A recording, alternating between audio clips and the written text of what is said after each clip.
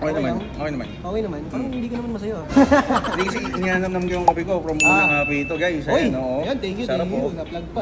Very nutty. Bro, kasi last time, di ba? In-order mo ako sa mga preferred pairs ko na shoes, gano'n. Okay, may iba tayo. Rate mo from 1 to 10. Yung mga preferred brands mo naman. Siyempre, yung mga sinusuot mo na brands. Apparel to, apparel. Apparels, ganyan. Okay. 1 being the highest, 10 being the lowest. Okay, sige. Are you ready na?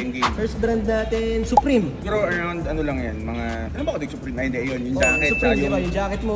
Yung pants mo. Yung bago yung pants. Oh. O sige, siguro mga 7. Kasi hindi naman ako ganun kadaming Supreme na gusto. Mga selected pieces lang. 7 na. O minsan ka lang din naman nagsusupreme. Fear of God, essentials mo. For Fear of God, siguro 6. Kasi napapull off ko din. Gusto ko yung mga shorts nila. Kung pansin nyo, madalas kong sinusuot yung mga shorts. So mga 6. Mas mataas. Shorts? Mga shorts. Okay. Kahit ako nga, di ba? Diba? Mo sa akin. Eto, Amiri, bro. Isa sa mga favorite ko yun.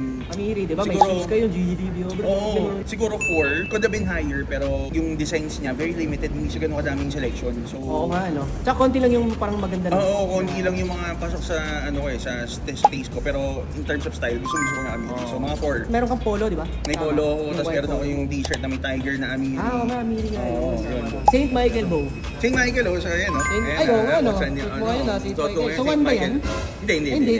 Siguro St. Michael, actually, magpo-fall. Middle na middle to, magpo-5 to. So, medyo lower siya than Amiri. Kasi yung inis ko dito mo, yung price point, yung St. Michael, gusto ko yung style niya, very hype and very rockista yung rockers yung dating. Kaya lang, yung price point niya hindi ganun ka budget friendly. So, hindi rin ganun kadami. Hindi rin ganun kadami yung St. Michael ko. Magkano ba yan yung jacket mo? Ito, collab kasi to, St. Michael and Denim Tears. Hindi kasi para ma-justify diba? 35,000 was way back when I bought this. Pero now, pag sinosource namin nasa 50 na to. 50 na ngayon yan. Eto, Human Made. Siguro ako dyan. Number 3, isa sa mga favorite ko yan. Human Made kasi yung price point hindi ganun kamahal, mura lang siya. Tapos bukod doon, pang everyday siya. Yung lagi ko siya nagagamit, it's very stylish and perfect siya sa mga GGTV shoes na paborito ko. Tsaka nakikita ko, ginagamit ko din yung pag nag-work. Lagi. Madalas ako na Human Made.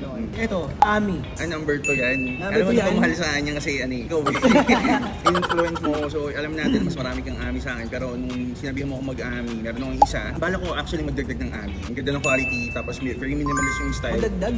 Yes. Correct ba yun? Hindi naman. Bahala dyan. Pero magdagdag lang ako ng collection ko. Kasi isa pa lang yung Ami ko, pero nagustuhan ko siya. So, number 2 ko siya i-rank. Ito, Uniqlo. Number 8. Yung pants mo yan, ano ba yan? Yan, Uniqlo to eh. So, may hilig ako actually mga pants kasi very comfortable. Tapos for the price point, sobrang mura. Nagamit ko mostly kahit ano yung top ko, Uniqlo bagay yan. After Uniqlo, siguro tatabi ko to, Zara. And Zara, siguro next lang yan sa Uniqlo. Number 9 yan, syempre. Medyo okay yung price point, affordable. Pero ang gusto ko dyan, yung mga random tops sa Zara. Medyo yung mga gusto ko na mga minimalist yung design or walang mga branding. Zara, okay sa akin. Ito, controversial to. Siguro top 1 mo to. Ito, Chrome Hearts. Chrome Hearts. Actually, number 10. Number 10? Number 10. Uy, bigla ka namang nag-change of heart. Hindi kasi Chrome Hearts, I've said it naman din sa vlog several times. There was a customer one time, di ba, sa vlog natin na taga-UK. Sabi ko totoo na Chrome Hearts, in terms of quality, hindi siya ganun kaganda talaga. Pero the hype and the exclusivity is there, which we understand the price point. Mataas talaga at mahal ang Chrome Hearts. Kaya lang, before, you can justify the quality kasi kumbaga parang sobrang hype niya pa. Ngayon kasi style is falling out of the trend. Para gumastos ka ng ganun for quality, medyo mas na-expose na ako sa other luxury. Yung Ami, yung ganyan, mas gusto ko pa. Di ba may long sleeve sweater ako nun na parang nasira yung Chrome Hearts na. Simpleng ko lang, sinampay ko lang ganun, tapos nasira na agad yung Chrome Hearts. Ayun, to be honest, let's just be honest with our clients. I have a Chrome piece din for myself. I have pants, sweatshirt, t-shirt, hat, di ba? Pero okay naman, still belongs to my top 10. Pero number 10 na siya kasi because of the price point. Hindi ko na nakikita na ganun ka-valuable. Mas pipiliin ko pa mag-Uniqlo or mag-Zara. Halimbawa, bibigyan ka ng Chrome Hearts ngayon? Siyempre, tatanggapin ko. Tatanggapin ko, di ba? Bigay.